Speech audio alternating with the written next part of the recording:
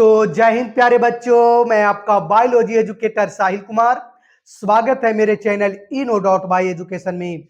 तो जैसे कि हम पिछले वीडियो में पर परागन का पूरा प्रकार हम समाप्त कर लिए थे, पढ़ लिए थे। तो आज के वीडियो में हम समझने वाले हैं स्वपरागन और पर परागन में अंतर। हेडिंग देख रहे हैं आप लोग, स्वपरागन और पर परागन में अंतर, यानी difference between self pollination and cross pollination के बारे में समझेंगे। तो आप लोग वीडियो में लास्ट तक बने रहें, स्वपरागन और पर परागन को बिल्कुल इजी तरीका से आसान भाषा में समझें। तो चलिए ज्यादा समय न लेते हुए हम स्वपरागन और पर परागन के अंतर को समझते हैं। चलिए, सबसे पहला अंतर क्या कह रहा है बाबू, समझिएगा। कह रहा है कि स्वपरागन की क्रिया उसी पुष्प या उसी पौधा के दूसरे पुष्प के बीच होती है, यानी पौधा चेंज नहीं हो रहा प्यारे। कह रहा है स्वपरागन की क्रिया उसी पुष्प या उसी पौधा के किसी दूसरे पुष्प के बीच होती है। जबकि पर परागन कह रहा है प्यारे कि पर परागन की क्रिया दूसरे पौधा के, यानी किसी दूसरे पौधा के पुष्प के बीच होती है। यहाँ पे पौधा चेंज हो रहा है प्यारे, लेकिन स्वपरागन में पौधा चेंज नहीं हो रहा, यानी स्वपरागन की क्रिया उसी पुष्प या उसी पौधा के किसी दूसरे पुष्प के बीच होती है। स्वपरागन पर परागन का डिफिनेशन समझे ना जी, याद है ना जी, बस डिफिनेशन तो कह रहा है, यानी स्वपरागन की क्रिया उसी पुष्प या उसी पौधा के किसी दूसरे पुष्प के बीच होती है, जबकि पर परागन की क्रिया जो होती है प्यारे किसी दूसरे पौधा के पुष्प के बीच होती है। ये हुआ बाबू पहला अंतर। चलिए अब हम दूसरा अंतर को समझते हैं। देखो, कह रहा है कि स्वपरागन की क्रिया यानी कि यह केवल द्विलिंगी पुष्पों में होती है, यानी स्वपरागन की क्रिया केवल कौन से पौधों में, द्विलिंगी पुष्पों में, बाइसेक्सुअल फ्लावर में होती है। जबकि अगर हम पर परागन की बात करें बाबू, तो पर परागन की क्रिया बाबू एक लिंगी एवं द्विलिंगी दोनों प्रकार के पुष्पों में होती है। स्वपरागन की क्रिया केवल द्विलिंगी पुष्पों में होती है, जबकि पर परागन की क्रिया बाबू एक लिंगी एवं द्विलिंगी दोनों प्रकार के पुष्पों में होती है। तो ये हुआ बाबू दूसरा अंतर। अब हम समझते हैं तीसरा अंतर। देखिए, कह रहा है कि इसके लिए यानी स्वपरागन के लिए पुष्पों का रंग, सुगंध एवं मकरंद की कोई आवश्यकता नहीं होती है, यानी स्वपरागन करने के लिए पुष्पों का रंग, सुगंध एवं मकरंद की कोई जरूरत नहीं होती है, कोई आवश्यकता नहीं होती है। लेकिन हम पर परागन की बात करें बाबू, तो पर परागन के लिए पुष्पों का रंग, सुगंध एवं मकरंद की आवश्यकता होती है। स्वपरागन के लिए पुष्पों का रंग, सुगंध एवं मकरंद की कोई आवश्यकता नहीं होती है, लेकिन पर परागन के लिए पुष्पों का रंग, सुगंध एवं मकरंद की आवश्यकता होती है। ये हुआ बाबू तीसरा अंतर। अब हम समझते हैं चौथा अंतर। समझिएगा बाबू, कह रहा है कि इसमें यानी स्वपरागन में परागकण का व्यर्थ यानी बर्बादी जो होता है बाबू कम होता है। स्वपरागन के क्रिया करने में ये परागकण का यानी पोलन ग्रेन का बर्बादी जो होता है, व्यर्थ होता है प्यारे, बहुत कम होता है।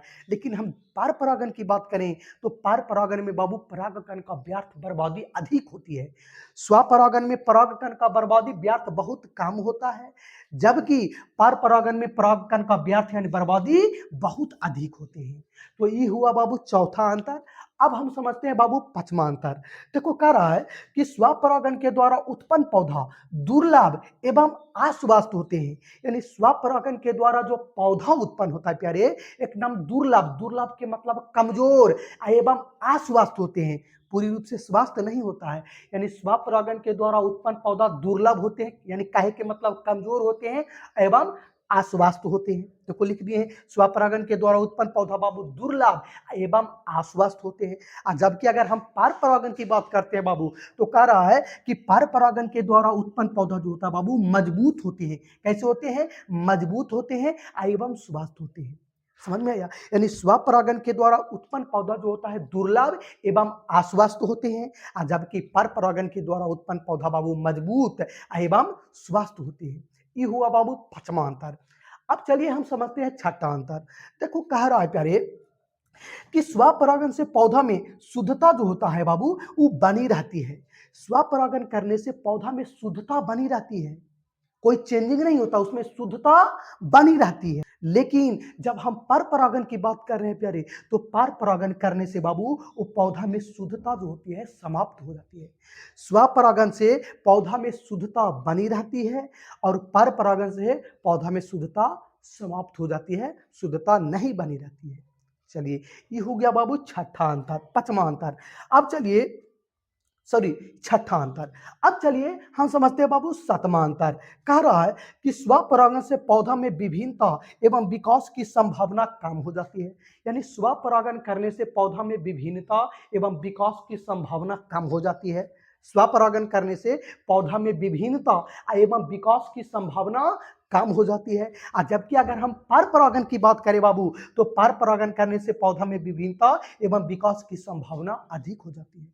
स्वपरागण करने से पौधा में विभिन्नता एवं विकास की संभावना कम हो जाती है, जबकि पर परागण करने से पौधा में विभिन्नता एवं विकास की संभावना क्या हो जाती है, अधिक हो जाती है।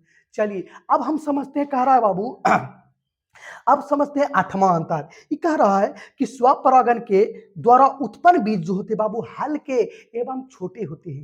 यानी स्वपरागण के द्वारा जो बीज उत्पन्न होता है एकदम हल्के और बाबू एकदम छोटे होते हैं। और जबकि अगर पर परागण की हम बात करते हैं, तो पर परागण के द्वारा उत्पन्न बीज जो होता है बाबू भारी एवं बड़े होते हैं।